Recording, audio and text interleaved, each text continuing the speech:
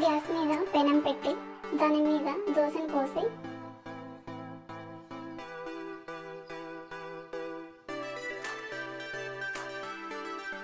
Round షేప్లో ఈవెన్గా spread చేసుకోవాలి.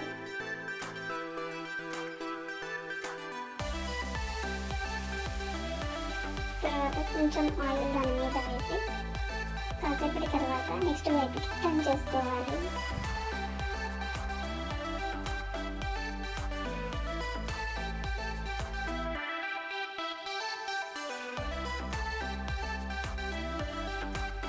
ఇలా టర్న్ చేసుకున్న తర్వాత దోసని కాసేపు పెనం మీద వేడి చేయాలి.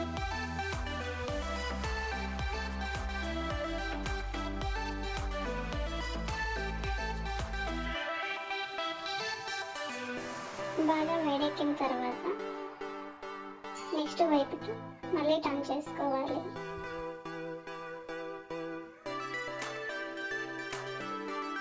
తర్వాత కొంచెం ఎర్ర చట్నీని దోస మీద వేసి దోస మొత్తానికి పట్టేలాగా ఈవెన్గా స్ప్రెడ్ చేసుకోవాలి.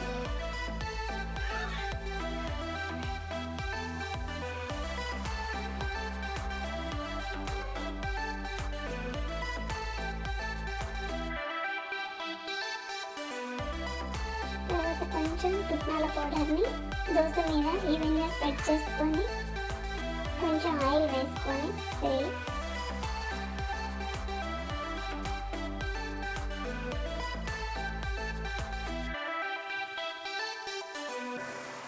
ఫోల్డ్ చేసుకోవాలి దోసని.